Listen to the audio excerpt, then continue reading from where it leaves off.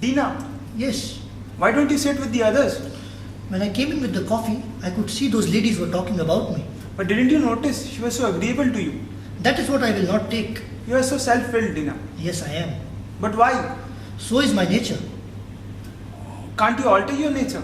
No, I won't. Why not? Because I'm not one of those poor fallen creatures, you know. For shame, Dina. So was my mother. Who has said such things to you? Nobody. They don't talk to me.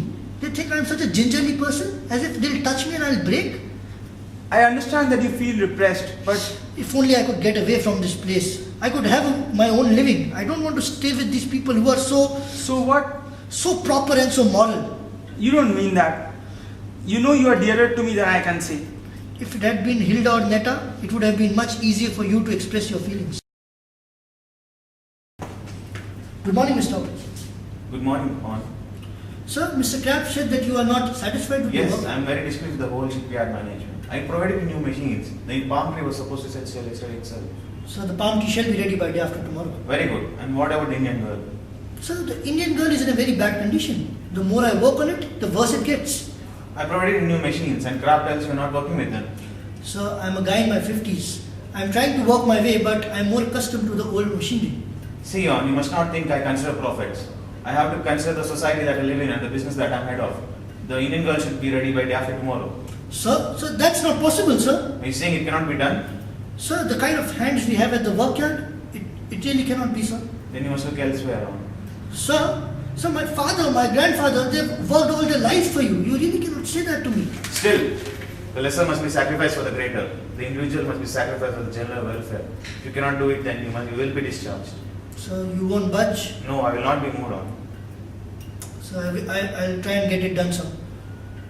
Are you saying it can be done? Will you promise me that? Yes, sir. The Indian girl shall be ready to sail day after tomorrow. Johan, now that we're alone, let me thank you. Oh nonsense, I'm glad something good came out of that mad story. But still, my home, my happiness, I owe it all to you. We were both young and thoughtless, someone had to take the blame. The guilty one would have been the proper one. I am an orphan, I didn't have any other friend, you were my only friend. I'm happy I took the blame. It doesn't really matter to me. You must understand, I was in love with Pity. That is why I let you take the blame. I do understand, but I also have a confession to make. What is it? I've already told all this to Luna. I hope she won't tell anyone. Well, you can take my word, she won't tell it to anyone. Johan, did you get those 2 letters I sent you? Yeah, I got those 2 letters. What happened to Dina's father? The guy drank himself to death, and soon Dina's mother also died. So who took care of Dina? It was Martha who took care of Dina. Did she get married? No, she had a lot of offers previously, but she never married. So what does she do? She does a lot of community work, and she also takes care of Dina. How are you, Martha? It's been long. I waited for you all these years. Waited for you to come explain the wrongs that you had done. Well, has your brother not said anything in my defense? You know, but still, he has high morals. He does not involve himself in these things. I know what morals does he have. Whatever do you mean? You remember the incoherent letter that you had written to me, asking me to believe in you. I believed in you. I also took care of Dina for all these years. I wish I could have explained you, but I have given my word. This walk has made you pretty warm. Yes, it was a nice walk indeed. I think we should be going daily then. Not with you. Why not? I don't know, but there's certain things you don't know about me and you'll get to know it from other people. But I don't think you have done anything wrong. Let's not talk about that. Tell me something about America. How difficult is it to stay over there? Well, it's not that easy. But initially you will struggle, but eventually it will come off. Well, I can also do it. You? Why not me? I'm a strong and a healthy girl. Come along. You don't mean that. You said the same thing to Olive. Let's forget about that. You tell me about the morals of the American people. Well, the morals are not that bad as they are made to be. That is not what I want to hear. I want you to say that they are not as moral, as well behaved as over here. What exactly do you want to hear? I want you to say that they are natural. That is what they are. Do you see what's going on over there? Why don't you do something? No, Roland, I'm very busy right now. I can't involve in this. Do you know who this guy is? Don't you dare. He's the guy who had an affair with your mother. He's the reason your father died. What? Is that true? Let me explain myself. That means it's true. Why don't you say something? No, I can't. I have to go. I have to leave. Good afternoon, sir. Good afternoon, Kraft. I have inspected the Indian girl and it does not look seaworthy. Are you sure? Did you do the inspection properly? Yes, sir. It all looks very perfect to me. But why would I do this? What do you propose, sir? I certainly cannot have this on my conscience. And it will look good in the press if we stop the Indian girl without considering the losses. I want you to inspect it once more and make sure you are very right. Can you do that? Yes. Yesterday I gave you my word, but today circumstances have changed. I have to marry Dina. But will she marry you? The rumors going around. Well, she'll marry me if you tell the truth. No, I cannot afford the bad publicity with the railroad project coming up. I will deny everything. Well, I'm going to US on the Indian girl. Till I am back in 2 months, you'll have to tell the truth. You must understand the position I'm in. If you aim this blow at me, you will destroy the happiness of the society. But if I don't, I'll destroy my individual happiness. Do you remember last year we planned to build a line along the coast and I opposed it very much.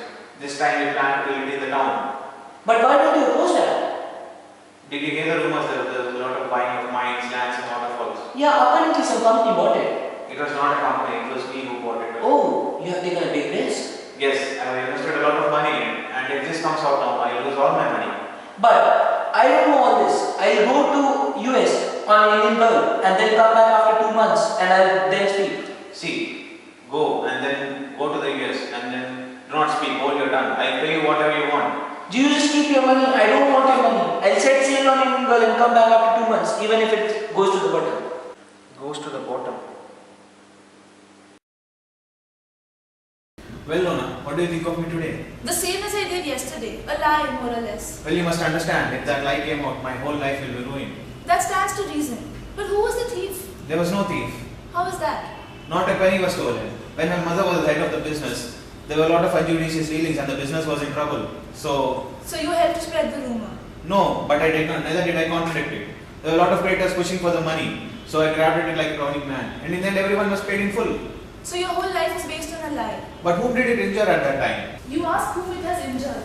Look into your own heart and tell me whether it has not injured you. Look into any man's heart you please, and you will always find a black spot that he has to conceal. And you call yourself pillars of society. Society has done better. Of what consequence is it whether such a society be propped up or not? What does it all consist of? Show and lies and nothing else. On was here. Has he confessed anything? Have you found anything in inspection? I could not manage it. Things have been very hasty, but that is evidence enough. But still, on assures me that everything is fine. But sir, No, the inspection takes all responsibility of us. I am certain, sir. No. Listen, why do you want to put a knife in this man's back? I see, this is not the occasion for you to put the blame on. I will not allow it. Okay, sir, let it be.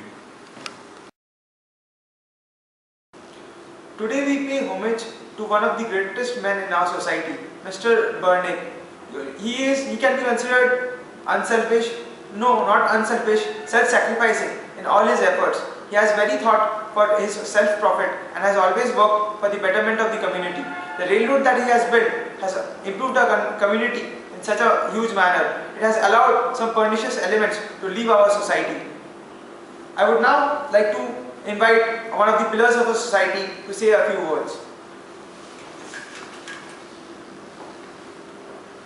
Fellow citizens, your spokesman has talked about dawning of a new era, and I hope that is true, that a new era of truth will come about this society. He has talked about the railroad project that we plan to bring and how selfless I have been. I do not really deserve those praises. You have heard rumors that there has been a lot of buying of lands in these places actually. Actually, it is true, and it was me who has bought all those lands for my profit. I have no right to this homage you offer me, because the decision I have just come to does not represent what was my first intention. I plan to make profits, but now I want to serve the community really by offering these lands that I have bought to the town. But I will let you choose. You choose it. But before that, you must know me more thoroughly. Let each man seek to know himself thoroughly too, and so let it really come to pass that tonight we begin a new era. The old era, with its affection, its hypocrisy and its emptiness, shall be for us like a museum, open for purposes of instruction, and to that museum we will present, not we gentlemen. 15 years back, it was me who was the guilty. And hats off to Johan, who has actually, I'm happy to say, left this society with Dina.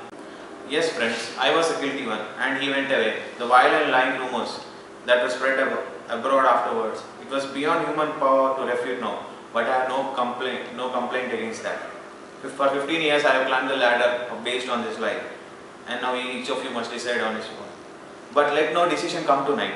I entreat every one of you to go home, to collect his thoughts, to look into his own heart.